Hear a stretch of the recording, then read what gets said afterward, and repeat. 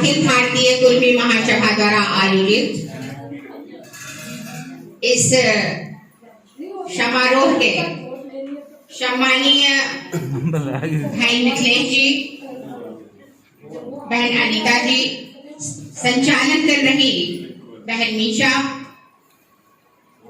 मेरी बहुत ही आज इस मंच पर पहली मुलाकात हुई मेरी मित्र, फेसबुक मित्र शोभा सचान जी, छोटी बहन रितु कुमारी जी, डॉक्टर शिल्पम, सतेंद्र जी, राय साहब एवं बहुत सारे बुद्धिजीवी साथियों एवं बहनों एवं युवाओं युवतियों। जैसा कि शोभा जी ने कहा था कि अंतरराष्ट्रीय महिला दिवस की जो शुरुआत हुई थी वो सर्वप्रथम अमेरिका में 1909 में जो सोशलिस्ट पार्टी थी, जब पहली बार महिलाओं को ऐसा लगा कि हमारा जो दैनिक वेतन है वो हमें पुरुषों से कम मिलता है, तो अमेरिका में महिलाओं ने 15,000 महिलाओं ने इकट्ठा होकर के और सदन के सामने विद्रोह खड़ा कर दिया। एक साल बाद जब अमेरिका में सोशलिस्ट पार्टी आई तो उन्होंने उसी दिवस को अंतरराष्ट्रीय महिला दिवस के रूप में घोषित कर दिया। जब से लेकर आज तक पूरे विश्व में महिलाओं को, पूरे विश्व की महिलाओं को सम्मान देने के लिए अंतरराष्ट्रीय महिला दिवस मनाया जाता है। हमारे भारत में भी शुरू से ही, प्राचीन काल से ही भारत में महिलाएं पूजनीय रही हैं।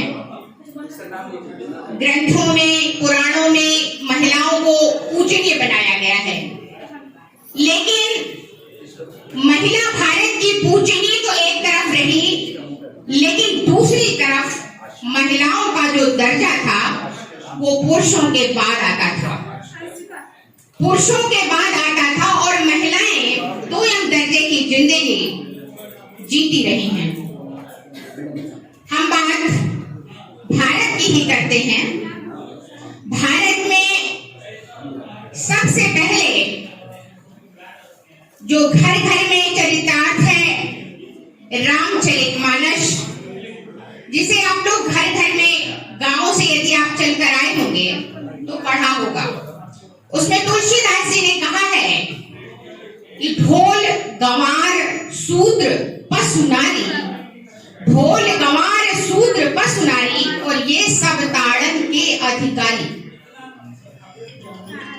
तुलसीदास जी की यह लाइन कहीं न कहीं महिलाओं को पुरुषों के अपेक्षाकृत ताड़न का अधिकारी, जैसे कि इस भारत में वर्ण व्यवस्था के अनुसार शूद्रों के साथ जो स्थिति थी वही स्थिति भारत की महिलाओं की थी, आधी आबादी की थी। अभी हमारे बीच में पार्षद जी जो सम्मानी जी आई हुई थी, उन्होंने एक बात कही, रेखा सिंह जी, कि महिलाएं जो हैं संस्कारित रहें, ये बात ध्यान रखें कि किसको कितना बुरा लग जाएगा। मुझे लगता है कि भारत में या अंतरराष्ट्रीय स्तर पर महिलाओं को अपने अस्तित्व को समझना होगा, क्योंकि जब तक आप अपने अस्तित्व को नहीं समझेंगी तब तक आप दोयम दर्जे की ही जिंदगी जीती रहेंगी। और चूंकि माँ जो नारी होती है वो माँ होती है और माँ से ही परिवार बनता है, परिवार से पीढ़ी बनती है, पीढ़ी से जमात तैयार होता है और जमात से ही सत्ता और शिक्षा और संस्कृति का विकास होता है। आपने इस प्रांगण के तहत सरदार शिवाजी, सरदार पटेल और मेरी आदर्श माँ जीजाबाई, जिन्होंने इसी देश में हमारे कुर्मी जमात में ही माँ जीजाबाई ने शिवाजी जैसे राष्ट्रवाद को जन्म दिया और उन्होंने ये बात कहीं नहीं कही कि आपको अच्छा बनना है, आपको डॉक्टर बनना है। उन्होंने अपने बेटे को न्याय प्रिय बनाया, न्याय राष्ट्रीय शासक बनाया, मुझे हम सब गर्वित और महसूस करते हैं कि हम शिवाजी के वंशज हैं, शिवाजी की संतानें हैं। जीजामां ने कुशल प्रशासक के रूप में अपने बेटे को तैयार किया और जीजाबाई हमारे बीच में ऐसी आदर्श रही हैं। मां सावित्रीबाई फुले और जीजाबाई का जो खास रहा है उसे जरूर हमें अपने समाज की महिलाओं को समझना होगा। दोस्तों, अंतर्राष्ट्रीय महिला दिवस के रूप में मैं बहुत ग्रामीण अंचल में ये बात कहना चाहूंगी, क्योंकि मुझे लगता है कि हमारी जो बहनें हैं वो बिहार के कई जिलों से, कई क्षेत्रों से, एमपी से, झारखंड से, उत्तर प्रदेश से चलकर आते हैं और मेट्रो सिटी में रहते हैं। जब ये ग्रामीण अंचल से शहर की ओर पलायन करते हैं तो कहीं ना कहीं इनकी अपनी जो संस्कार है, अपनी जो परंपरा है, अपनी जो प्रथाएं हैं, वो कहीं ना कहीं इन्हें घेरे रहती है। जैसे कि आपके घर में बच्चियां, जैसा कि रितु जी ने भी कहा था, राम मनोहर लोहिया जी की कई बातों को उन्होंने कोट किया है और उससे मैं पूर्णतः सहमत भी हूँ। उन्होंने कहा कि जब आपके घर में बेटी जो पैदा होती है और बेटा पैदा होता है तो उसमें फर्क दिखता है। इस फर्क को माँ ही जन्म देती है। हमें कहीं ना कहीं अपने आप को भी जागरूक करना होगा और अपने बच्चों को शिक्षित ही करना करें। बहुत सारे ऐसे डॉक्टर हैं, इंजीनियर हैं, जो है बिल्डर हैं, बहुत सारे लोग हैं, लेकिन यदि उनमें अपनी सोच नहीं है, धारा नहीं है, दिशा नहीं है, तो अपनी पीढ़ियों को भी वो दिशा नहीं दे पाते। मुझे लगता है कि शिक्षा के साथ साथ हमें अपने बच्चों को हर मामले में आर्थिक, सामाजिक, राजनीतिक हर क्षेत्रों में एक दिशा तय करनी होगी, देनी होगी, जिससे वो परिवार का भी निर्माण करे, पीढ़ियों का भी निर्माण करे, जमात का भी निर्माण करे। आप सब लोगों के बीच में से ही रेखा जी अपने बलबूते पर पार्षद हैं। वो अर्थ से मजबूत है। राजनीतिक प्रतिनिधित्व के माध्यम से उन्होंने एक ऐलान किया, घोषणा किया कि मैं आपको लाइब्रेरी दे सकती हूँ, लेकिन आप सब लोग नहीं दे सकते हैं। कहीं न कहीं मुझे लगता है कि महिलाओं को राजनीतिक और सामाजिक दृष्टिकोण से बहुत मजबूत होना चाहिए, क्योंकि जब तक आप राजनीतिक रूप से, सामाजिक रूप से मजबूत नहीं होंगी तब तक आप निर्णय नहीं लेंगी। ये याद रखिए कि जो समाज विश्लेषण नहीं कर सकता वो समाज निर्णय नहीं ले सकता। जो समाज विश्लेषण नहीं कर सकता वो समाज निर्णय नहीं ले सकता, और जो समाज निर्णय नहीं ले सकता वो समाज राजनीतिक रूप से मजबूत नहीं हो सकता। इसलिए इस दिशा को, इस धारा को मजबूत बनाती हैं नारियां। हर महिला को अपने बच्चों को, अपने इर्द गिर्द और अपनी पीढ़ियों को जागरूक करने की जरूरत है। और मुझे लगता है कि नारी एक संस्कृति भी है। नारी की एक ऐसी संस्कृति है क्योंकि नारी एक प्रेम की द्योतक है। नारी से ही पूरे संसार में प्रेम जैसी हवा का संचार होता है। वह बच्चे को जन्म देती है। पुरुष जो होता है वो अहंकार के, वो अपने लक्ष्य को टारगेट करता है। उसको हमेशा एक टारगेट होता है लक्ष्य का, लेकिन जो महिला होती है वह महिला जो है प्रेम के इर्द गिर्द घूमती रहती है। महिलाएं अपना निर्णय प्रेम से, स्नेह से, संस्कार से लेती हैं। इसलिए पुरुष और महिला इस देश में नहीं, पूरे विश्व में दो जमात है। पुरुष और महिला दो जमात हैं। इसके अलावा जो भी जमात है वह मनुष्यों के द्वारा बनाई गई है। इसलिए महिलाओं को भी आधी आबादी के तहत पुरुषों के बराबर आगे बढ़ने के लिए आगे जद्दोजहद अभी और भी करना चाहिए। हालांकि देश के आजादी के बाद महिलाएं बहुत मामले में आगे आई हैं, चाहे वह सामाजिक क्षेत्र हो, राजनीतिक क्षेत्र हो, शैक्षिक क्षेत्र हो, किसी भी क्षेत्र में भी महिलाओं ने अपना अपूर्व योगदान देकर के आगे हौसला अफजाई किया है। तो मुझे लगता है कि महिलाओं को ये बात घर में देखना चाहिए कि हमारा बच्चा किस ओर जा रहा है। उसे दबाव मत दीजिए, उसे संस्कारों में मत दबाइए कि तुम ये खराब हो जाएगा, तुम यदि किसी से ज्यादा बात करोगे तो खराब हो जाएगा। तो संस्कारों में मत पालिए, प्रथाओं में मत घेरिए, बल्कि उसे एक स्वच्छंद और आजाद होकर के, लेकिन उसे अच्छा क्या है, बुरा क्या है, ये सब चीजें भी बताने बढ़ाने की जिम्मेदारी माँ की होनी चाहिए, क्योंकि जब बच्चा आजाद होगा, स्वच्छंद होगा और वह सोचेगा कि मुझे क्या करना चाहिए, तो वो बच्चा हमेशा बुलंदियों को छुएगा। और जिस बच्चे को, जिस पीढ़ी को आप कहेंगे कि ये संस्कार के तहत ठीक नहीं है, प्रथा के तहत ठीक नहीं है, तो मुझे लगता है कि वो बच्चा विकास तो कर सकता है, लेकिन वह सिर्फ जो स्वतंत्रता है, सिर्फ जो आजादी के तहत जो धारा बना सकता है, वो कहीं ना कहीं घेराबंदी के तहत नहीं हो सकती है। और ये सब जिम्मेदारी हर नारी की है, क्योंकि नारी से ही देश का विकास होता है, और जब देश विकसित होता है तो समाज विकसित होता है, समाज विकसित होता है तो वर्ग विकसित होता है, और वर्ग विकसित होता है तो जमात विकसित होता है, पीढ़ी विकसित होती है, बच्चे विकसित होते हैं, और उसका परिणाम पूर्णतः देश का विकास में नारी का योगदान होता है। तो आप लोगों के ऊपर बहुत बड़ी जिम्मेदारी है।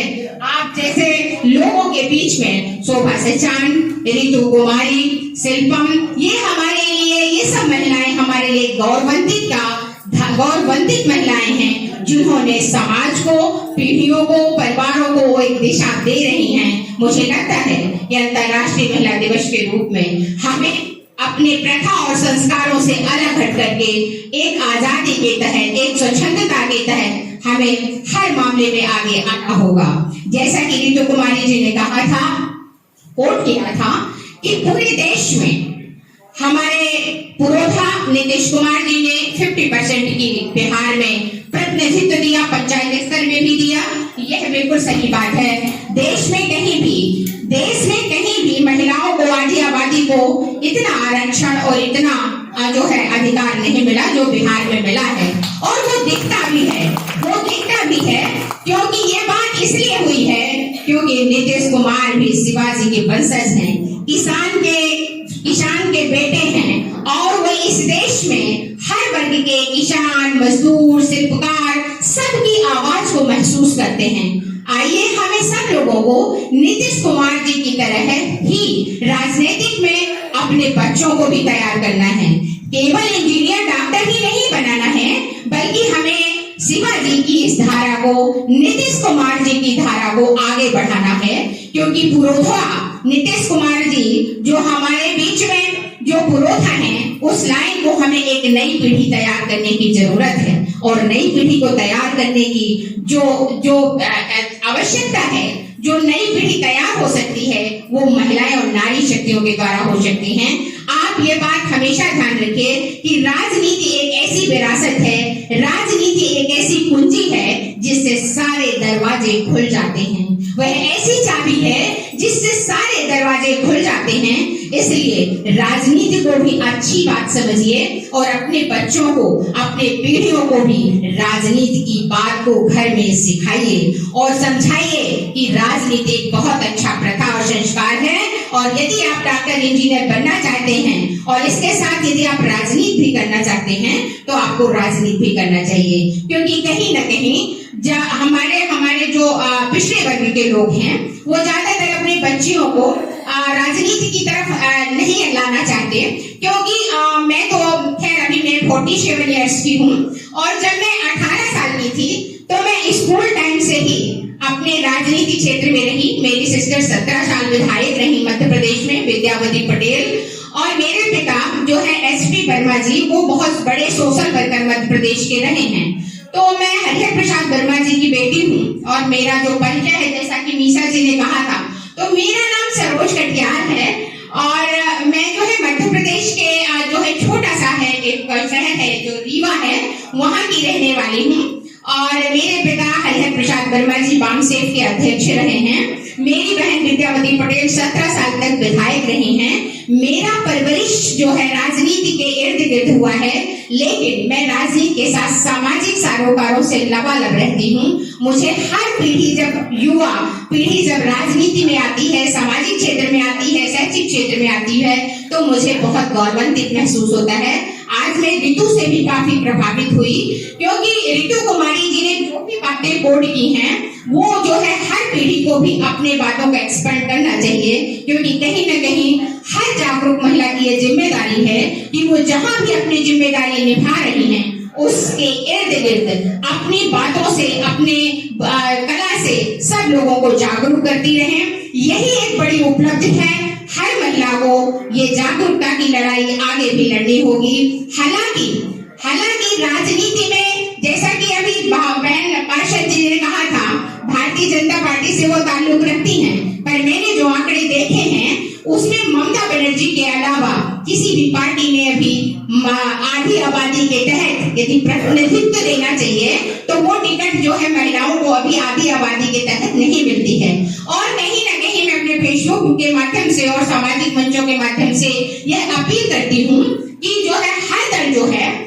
आधी आबादी के तहत 50% के आरक्षण के तहत महिलाओं को आगे लाना चाहिए। क्योंकि आपके सामने एक छोटा सा उदाहरण थी पार्षद, जो कि एक पार्षद की एक कोटा होता है और उस कोटे के जोन की वो मुखिया होती है। क्योंकि जब महिला मजबूत होती है आर्थिक रूप से तो उसके निर्णय अपने होते हैं, थोपे हुए नहीं होते हैं। लेकिन पंचायती राज हो या राजनीतिक स्तर में जो भी महिलाएं राजनीति में आई हैं वह ज्यादा से ज्यादा साए के तहत पली बढ़ी रहती हैं। उनका अपना खुद का निर्णय नहीं होता है।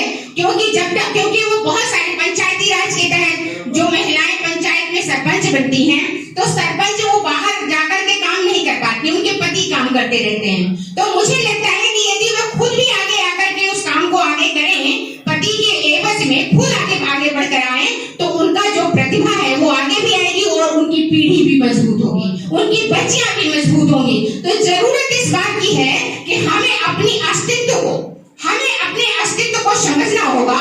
और ये गलत बात नहीं है कि पुरुषों से अलग होकर के अपना वजूद भी बनाना होगा।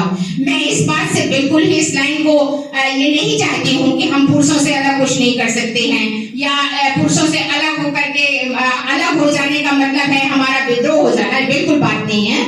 लेकिन बहुत सारे ऐसे बुद्धिजीवी पुरुष हैं जो अपनी महिलाओं को आगे लाते हैं। लेकिन मिथिलेश जी जो उन्होंने और भी बहुत सारे जो लोग हैं, साथी जो हैं, वो लोग महिलाओं को नहीं आगे ला पाते हैं। मुझे लगता है कि मंच में, सामाजिक मंचों में, राजनीतिक मंचों में, शैक्षिक मंचों में, हर मंचों में अपने महिलाओं को निकालिए। जरूरी नहीं है कि वो स्मार्ट हो, जरूरी नहीं है कि वो पढ़ी लिखी हो, लेकिन जैसी भी है आपके घर की धुरी है और उसको जब आप आगे लाएंगे तो वो एक नए जागरूकता के साथ आपके सामने खड़ी हुई मिलेगी। और किसे भला अच्छा नहीं लगता कि हर पुरुष के साथ एक जागरूक महिला खड़ी हो। इसलिए दोस्तों, अंतर्राष्ट्रीय महिला दिवस के रूप में मैं अपने वाणी को अंतिम विराम देते हुए यह कहना चाहूंगी कि अंतर्राष्ट्रीय महिला दिवस की उपलब्धि और अंतर्राष्ट्रीय महिला दिवस को मनाने का जो सपना है वो साकार होता रहेगा। भारत जो है, भारत की नारियां मजबूत होती रहेंगी, हिमा दास की तरह रेस में आगे बढ़ती रहेंगी। और इसी